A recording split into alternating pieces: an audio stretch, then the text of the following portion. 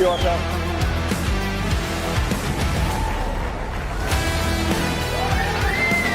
How are you all?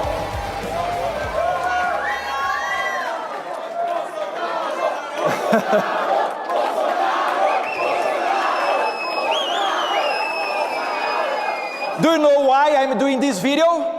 Because I'm showing to my father, and I'm going to prove to everybody in Brazil that you cannot shut down a movement by jailing unfairly the leader of this movement, Jair Messias Bolsonaro. Thank you very much. And ladies and gentlemen, to prove what I'm talking here, please, a very warm welcome to the next president of Brazil, Senator and my brother, Flávio Bolsonaro.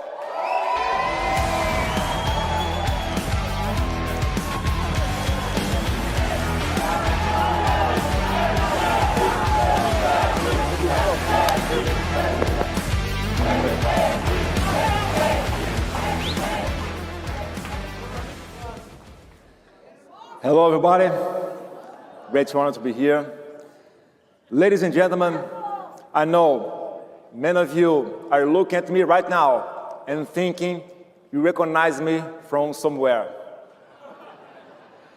You are probably thinking of my father, former president of Brazil, Jair Bolsonaro.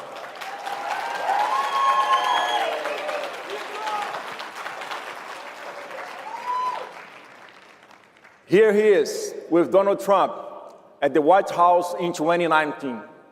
They called him the Trump of the tropics because he was loved by the people and cared their values without mincing words.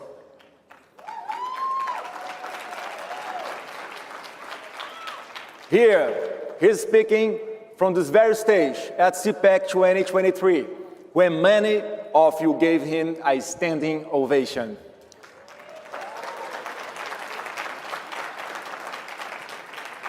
And here, he's last week in the hospital where he spent his 71st birthday under arrest, sentenced to 27 years in prison, imprisoned for corruption. Like all Latin American leaders? No. Imprisoned and convicted for 27 years, the rest of his life by lawfare, almost identical to what Donald Trump suffered here in America. The formal charge is similar to what President Donald Trump faced, insurrection. Sound familiar? But the real reason is the same. The greatest political leader in my country is in prison for defending our conservative values without fear and opposing the system with everything he had. Thank you. My father fought against COVID tyranny. He fought against drug cartels. He fought against global elite interests, against the radical environmental agenda, against the woke agenda that destroys families, that above all, he fought for freedom. My father was also Donald Trump's ally and the last world leader to recognize Joe Autopen Biden as president. They tried to assassinate him, just like they tried to do with Donald Trump. They could not do it. And now, he's in prison, just like Donald Trump would be if you had not fought successfully to save him. We, Brazilians, are still fighting, because when they imprisoned my father, they brought this man back to power.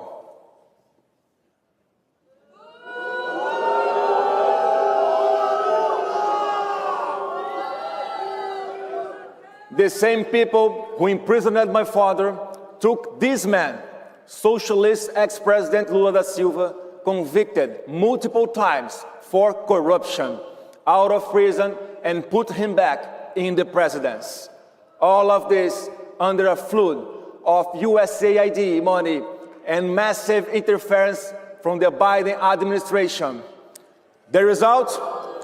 Brazil is living another devastating economic crisis, a public security crisis with huge expansion of narco-terrorist cartels and multiple corruption scandals involving even Lula's own family members. But maybe you are thinking, why should we care? This is Brazil's problem. Let me explain exactly why this matters to America and to the world. First, we don't think you fully understand the scale of what we are talking about. Brazil is larger in territory than the continental United States. We have 220 million people in a nation that is 90% Christian. We represent more than half of all South America in territory, population, and GDP. With all respect to our neighbors, just one Brazilian state has a larger economy than the second largest economy in the region. We control the world's largest freshwater reserves, vast agricultural lands that feed the world, and energy resources that could power continents. Even our neighbors know that our region cannot prosper if Brazil fails. Any Latin American policy that does not take Brazil into account is doomed to failure. But here's what should really get your attention. Brazil is going to be the battleground where the future of the hemisphere will be fought, because Brazil is America's solution to break independence on China for critical minerals, especially rare earth elements.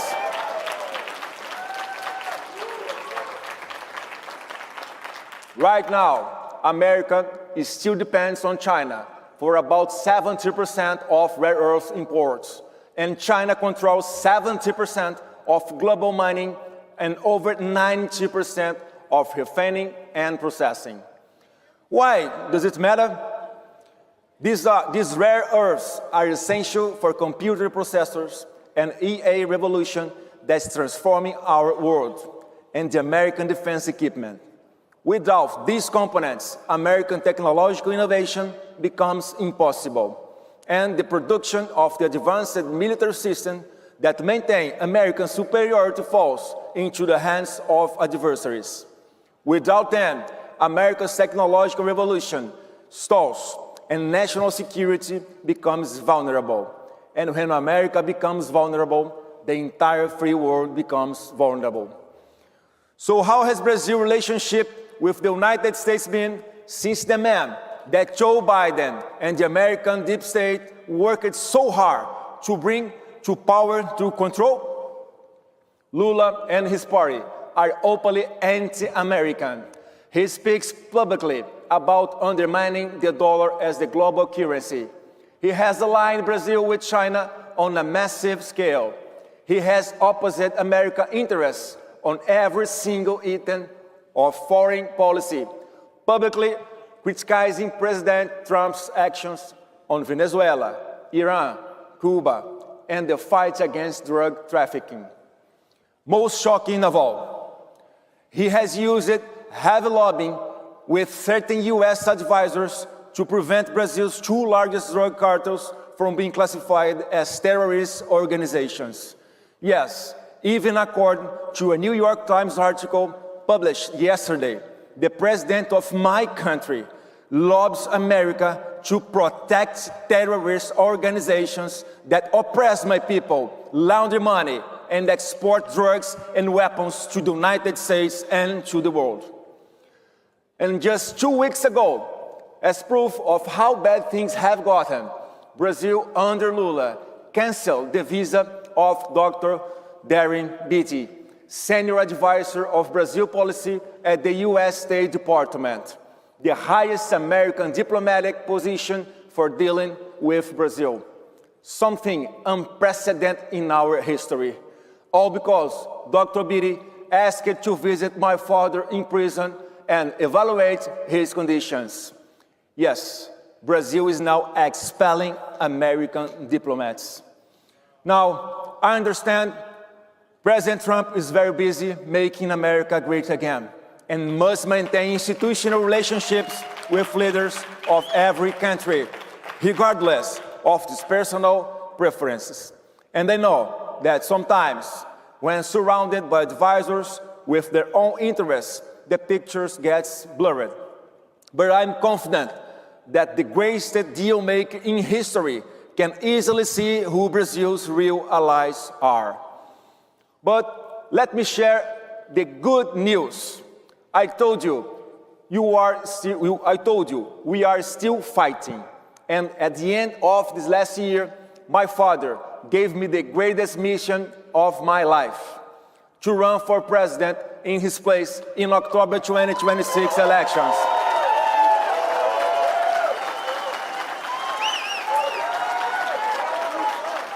And let me look you in the eyes and tell you, we will win.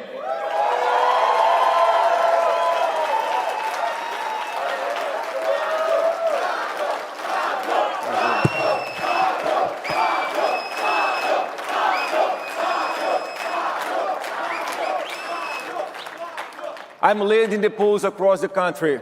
I'm building a massive coalition. Business leaders tired of corruption, young people hungry for opportunity, families desperate to protect their children from drugs and crime. I'm building a movement Brazil has not seen in years, a cutting-edge conservative project that brings together the old and the new generations that will bring prosperity to the Brazilian nation and finish the cycle of misery and violence that the left is living as a cursed legacy. Just last week, even the prediction markets started putting me as the favorite to win the election. And when the Brazilian people, will once again have a president who fights against global elite interests, against the radical environmental agenda, against the woke agenda that destroys families, against drug cartels, and above all, fights for freedom and traditional values.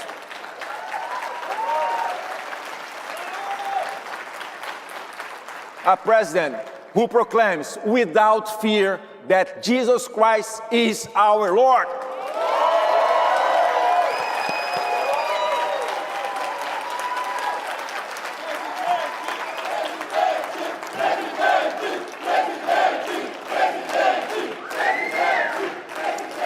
Trump 2.0 is being much better than Trump 1.0, right? Well, Bolsonaro 2.0 will also be much better, thanks to the experience gained during my father's presidency. But America will also have its ally back. Brazil and America were made for each other. We share the same Judeo-Christian values, and we have what the world needs. America needs secure supply chains for critical materials, a reliable partner in the hemisphere, and a massive market for American goods and services. And Brazil needs three things: help fighting transnational drug cartels, investments, and technology. There is no nation in the world that can help us with this better than the United States. And we are aligned. No one can stop us. This is the fork in the road that America faces. Either you have the most powerful ally in the hemisphere, or an antagonist that allies with America's adversaries and makes any American policy for the region impossible. So, some of you are asking how you can help. I will ask you directly. We don't want interference in Brazilian elections, like the Biden administration did to bring Lula to power. As I said, I'm going to win because it's the will of my people. But for that will to be preserved, we need free and fair elections. And this is a great challenge. If our people can express themselves freely on social media, and if votes are counted correctly, we will win. My appeal here, not only to the United States, but to the entire free world, is this: watch Brazil's elections with enormous attention. Learn and understand our process. Monitor our people's freedom of expression and apply diplomatic pressure so that our institutions function properly. Instead of the Biden administration interfering in our elections to install a socialist who hates America, applying diplomatic pressure for free and fair elections based on values of American origin. That's a good chance of foreign policy for the region, right? My father sits in prison tonight for the same beliefs you hold, but his sacrifice will not be in vain. Next year, when I return to this stage as President of Brazil, we won't just be celebrating another election victory. We will be celebrating the birth of the strongest conservative alliance in Western Hemisphere history.